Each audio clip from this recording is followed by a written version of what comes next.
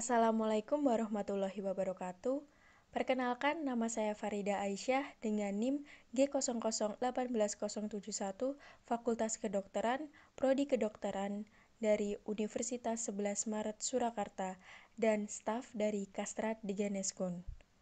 Pada kesempatan kali ini, saya akan menjelaskan berkaitan dengan struktur esai ilmiah.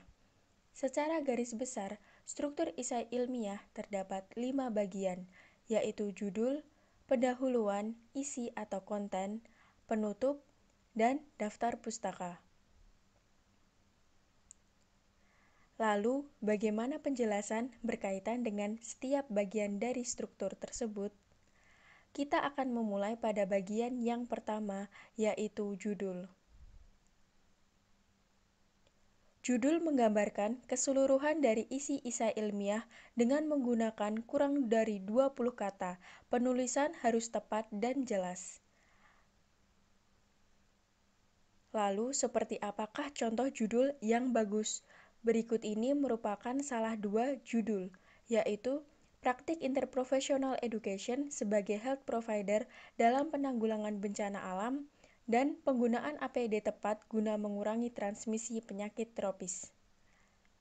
Berikutnya, kita masuk ke bagian yang kedua, yaitu bagian pendahuluan. Namun, sebelum masuk ke bagian pendahuluan, ada beberapa penulis yang memiliki gaya bahasanya, di mana menggunakan kalimat kiasan atau kata pengantar yang kaya akan kalimat kiasan guna menggambarkan isi dari esai ilmiah mereka. Perlu diingat bahwasanya kalimat pengantar ini bersifat opsional. Berikut salah satu contoh kalimat pengantar. Selanjutnya, kita kembali lagi ke bagian pendahuluan. Pada bagian pendahuluan berisi garis besar topik yang akan dibahas serta latar belakang atau alasan pemilihan tema, disertai dengan penyampaian tujuan dan solusi singkat atas permasalahan yang diangkat.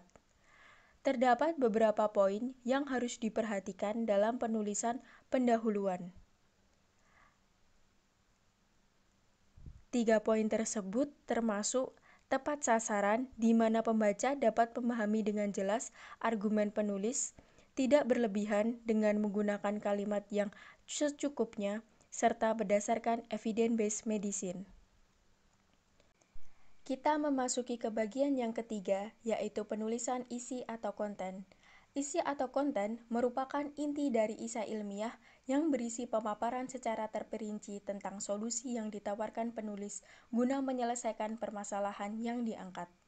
Terdapat 3 poin penting di isi, yaitu pengembangan argumentasi yang ada di pendahuluan, analisis permasalahan dan solusi, penggunaan data yang akurat, aktual, serta up-to-date. Perlu diingat kembali, selalu berlandaskan evidence-based medicine atau EBM dalam penulisan isi atau konten. Penyampaian dari isi atau konten dapat dilakukan melalui 2 cara, yaitu secara implisit maupun secara eksplisit. Penyampaian isi atau konten secara implisit tidak menunjukkan secara langsung bahwa esai sudah memasuki struktur isi. Sedangkan penyampaian secara eksplisit menunjukkan secara lugas dan terang-terangan bahwa struktur sudah memasuki ke isi. Lalu, bagaimanakah perbandingan antara implisit dan eksplisit ini?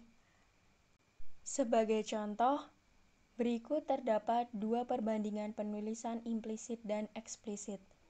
Dengan menggunakan struktur judul, pendahuluan, penutup, dan daftar isi yang sama, penyampaian konten dari isi pada bagian eksplisit langsung dituliskan dengan kalimat isi, sedangkan pada bagian implisit dituliskan menjadi seperti subjudul sesuai dengan apa yang dibahas di isi esai. Selanjutnya kita masuk ke bagian yang keempat, yaitu penutup. Penutup merupakan Kesimpulan yang bersifat prospektif dari keseluruhan bagian pendahuluan dan isi esai ilmiah. Terdapat 2 poin penting yang perlu kita perhatikan di dalam penutup. Yang pertama, dapat diikuti saran atau rekomendasi dari penulis terhadap pihak ketiga atau terhadap diri sendiri. Pada bagian kesimpulan, jangan menambahkan argumen atau informasi yang bersifat baru. Selanjutnya, kita memasuki bagian terakhir, yaitu penulisan dari daftar pustaka. Daftar pustaka merupakan referensi yang bersifat evidence-based medicine yang digunakan penulis dalam penulisan esai ilmiah. Referensi dapat berupa jurnal, textbook, website resmi, atau lain sebagainya. Dalam penulisan daftar pustaka, terdapat gaya penulisan yang paling sering digunakan adalah 3 berikut ini. Yang pertama adalah penulisan secara Vancouver, yang kedua penulisan secara apa, dan yang terakhir ada penulisan secara Harvard. Lalu, bagaimanakah perbedaan antara penulisan dari masing-masing 3 gaya tersebut?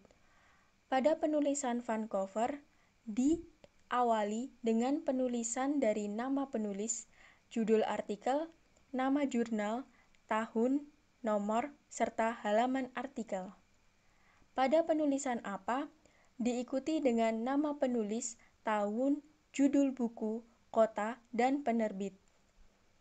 Selanjutnya, yang bagian terakhir adalah penulisan secara Harvard yang diikuti dengan nama penulis, judul buku, kota, penerbit, serta tahun. Telah selesai penjelasan berkaitan dengan struktur ilmiah dari saya. Semoga apa yang saya sampaikan di sini bermanfaat bagi teman-teman semua, dan saya ucapkan terima kasih sebesar-besarnya.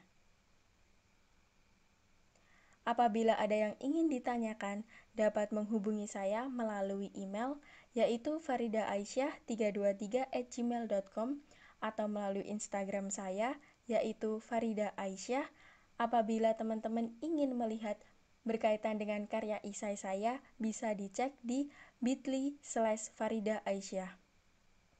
Sekian presentasi dari saya. Wassalamualaikum warahmatullahi wabarakatuh.